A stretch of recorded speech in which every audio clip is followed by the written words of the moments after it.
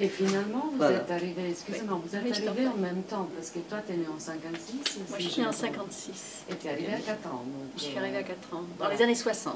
Dans les années... Mais moi, c'est une histoire un peu différente. C'est l'émigration économique. Mon père est venu pour chercher du travail.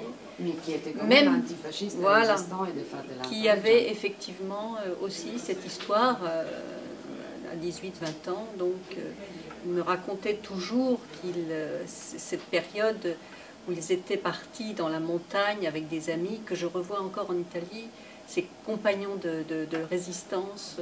Il me raconte encore, enfin, puisque mon père est décédé en 2009 maintenant, mais un de ses camarades qui est encore vivant en Italie, et quand je vais en Italie, il me rappelle toujours, c'était son meilleur ami, et ils passaient ces nuits l'un contre l'autre en se réchauffant.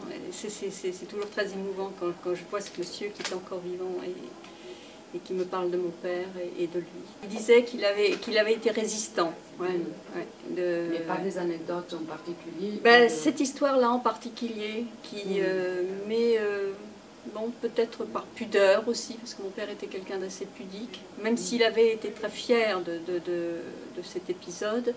Et puis peut-être qu'il n'avait pas cet engagement politique que tu racontes toi, parce que lui, ça a été surtout, j'allais dire, presque un problème de survie ensuite, l'émigration économique dans les années 60.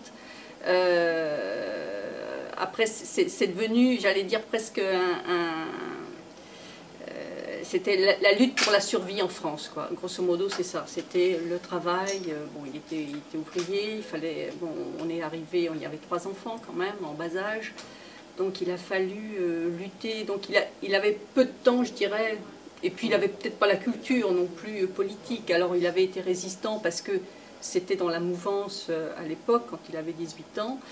Et puis après, il a pris un autre chemin. Je veux dire, il n'avait peut-être pas cette culture qu'avait ton père, évidemment, d'intellectuel, en fait. Mon père, c'était un ouvrier. De toute évidence, c'était des valeurs qu'on continue à avoir dans la famille. J'ai, moi, dans un engagement peut-être à travers la Fratellanza, sans doute. J'ai 2 frères qui, eux, ont pris des chemins différents. Un frère qui a suivi la mouvance d'extrême gauche. Pas la même, pas la même. Pas la même. Voilà. Et un autre frère qui, lui, a au contraire, est toujours syndicaliste, et donc une action de toute façon revendicative. Voilà, c'est ça. Mais je dirais que ces valeurs ont été aussi transmises par ma mère, qui, elle, était femme au foyer, mais malgré tout, avec toujours cet esprit de vouloir nous faire faire des études. Ça, c'était très important. Mon père, lui, il était occupé par le travail, donc ça, c'était... Mais ma mère, qui avait assez de recul, parce que je me souviens qu'elle disait toujours « je volevo fare la maestra ». Et puis, il y a eu la guerre, elle n'a pas pu aller faire des études à Reggio Emilia. Donc, et ça lui est toujours resté,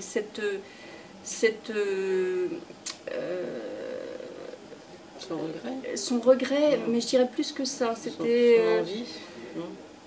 ce manque de... Elle avait regretté toute sa vie de ne pas avoir fait les études. Elle se sentait toujours mal à l'aise. Enfin, comment expliquer ça? Bon, c'est pour ça qu'elle nous a toujours poussé à faire des études. C'est nous qui leur avons appris le français. Et je dirais presque qu'on a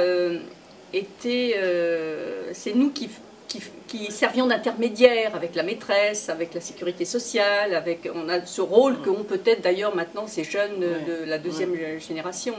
Donc je me souviens que j'accompagnais ma mère pour faire les formalités, ça a toujours été moi d'ailleurs, donc ça continue, mais bon, c'était comme ça. Nous, on avait... Et puis, il y a eu un moment où effectivement, comme tu dis, ma mère parlait assez mal le français. Et à un moment donné, c'est vrai qu'il y a eu peut-être cette honte, entre guillemets. Bon, on est adolescent, on ne supporte pas bien que les parents, peut-être, soient mal habillés, ne parlent pas très bien français chez les commerçants, etc. On se faisait quand même mal voir. Et à l'école, il y a eu quelques quand même épisodes assez douloureux, parce que bon, on se faisait quand même un peu cartonner. L'héritage, c'était notre époque, enfin, je me souviens. Alors mes frères, eux, ils faisaient le coup de poing. Donc c'est-à-dire, après, les camarades, ils ne recommençaient pas. Hein. C'est tranquille. Moi, je prenais un peu plus les coups. Ouais, et je vivais ça très mal. Et puis après, j'ai eu envie, au contraire, de me rattacher à ses origines italiennes. Donc j'ai fait l'effort. On allait souvent en Italie, j'ai réappris la langue, je l'ai étudiée, j'ai gardé ces contacts très forts avec l'Italie, notamment à travers ma grand-mère, qui était, je me souviens, j'ai encore toutes ses lettres, elle m'écrivait toutes les semaines. Cara Giulia. J'ai retrouvé ces lettres, en plus c'était assez extraordinaire parce que bon, ma grand-mère est morte, j'avais 20 ans. Elle est née au début du siècle, bon, et c'était la seule qui, elle savait écrire, c'était assez rare. Ma grand-mère maternelle, elle m'écrivait toutes les semaines, elle me racontait tout ce qui... J'ai encore ces lettres. Mais moi, j'ai une fille là, qui a 19 ans, et c'est vrai que ça a été, j'allais dire, une volonté presque... Alors j'ai beaucoup ramé, si tu veux, parce que moi c'était une langue, l'italien, que j'avais apprise, parce qu'on parlait le dialecte à la maison, le dialecte de Reggio Emilia. Lui transmettre cette langue, qui n'était pas vraiment ma langue, parce que je te dis, on parlait le dialecte, donc ça a commencé...